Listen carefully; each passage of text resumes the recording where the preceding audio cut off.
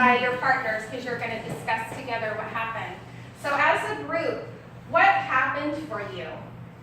What happened for you during that activity? Just anybody can share. Felt violated. Felt violated. Agitation. And how did it make you feel?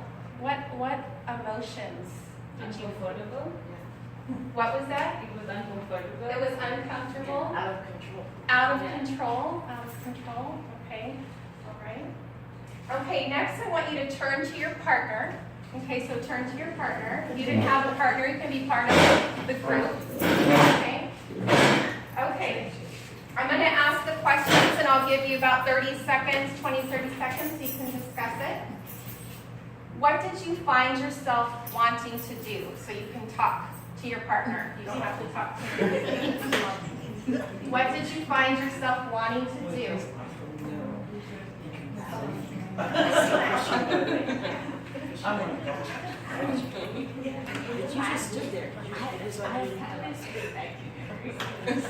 Okay. And the other question is, what do you think? Why do you think it felt the way it did? Why do you think it felt that way? So talk to each other about that. Why do you think it felt that way?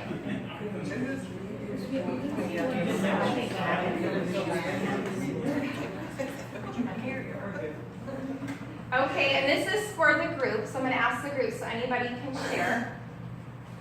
What do you think you would say or feel if you had dementia? So think about your residents, maybe an experience you've had or you watched your coworkers have, your team members have. What do you think you would say or feel if you were the one that had dementia and somebody was trying to change you or change your clothes? What was that? Slapping. Yeah? Yeah? You would feel agitated. What would you say? Or what are some of the things you've heard people Stop. say? Stop. Leave me alone. Yes, leave me alone. I think I've heard that the most. How does this apply to people with dementia when we are trying to help them do things?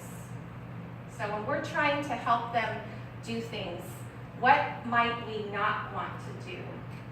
So just think back on how you felt when you were the person living with dementia. Your eyes were closed and you were very vulnerable. How would this situation apply to people with dementia when we're trying to help them do things? What could we do differently when we're trying to help them so they don't feel agitated? Explain to them. Basically, make sure they see you and they know what you're doing. Yes. Yes, very good. Okay. This is a very good question.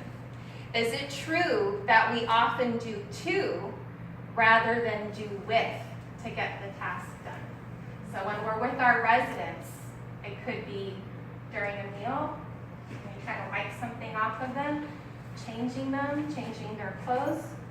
Are we often doing to them rather than with them, would you say? To them. To them. Mm-hmm. So maybe those are things we can work on by giving them as much independence as we can, or at least letting them know what we're going to do. Okay. The next question, this is for the group. How is it different and how is it the same? So when you switched partners, one was the person living with dementia, the other was the caregiver. How was it? Let's see. Okay, we haven't done this yet. Okay, I want you to stand up. I'm sorry. Go ahead and stand up. Very good.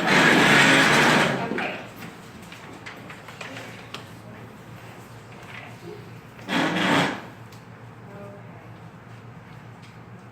We're going to do a little backwards, okay? But I want to make the point. Then we're going to watch Kiva and we'll do another role play. So figure out who's going to be the person living with dementia and who's already the caregiver. We're just going to do this once. Okay? Tony, can I get you for a minute? Sorry. That's okay. Okay, and I want you to face each other. And next, when we watch Kiva's video, we're going to learn how to do the hand under hand, which will help you. But I want you to try to get the person's visual regard. I want you to get their attention before you touch them, okay? And I want you the person living with dementia, I want you to be aware of what they're doing, okay? And you're still gonna touch their head, you're gonna touch their shoulders, but you're gonna make sure they're aware of what you're doing, okay? Okay, all right, so go ahead, just go ahead. Touch the head for the caregiver, just try to get their attention first.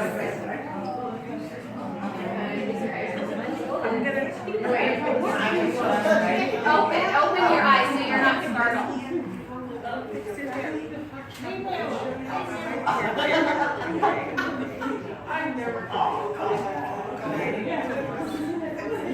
Okay.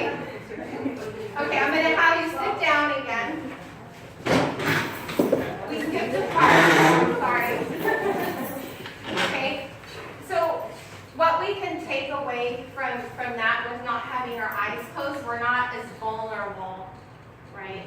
So next, what we're going to learn, we're going to actually learn the hand under hand, and we'll do role play in this next part. We'll make a little bit more sense. And we're going to learn how we can get that person's visual regard and how we can do with instead of doing to, and then we'll ask the next question, okay? So I want you to scoot up a little closer again and get closer to the TV. Let's all be a family. Come close. You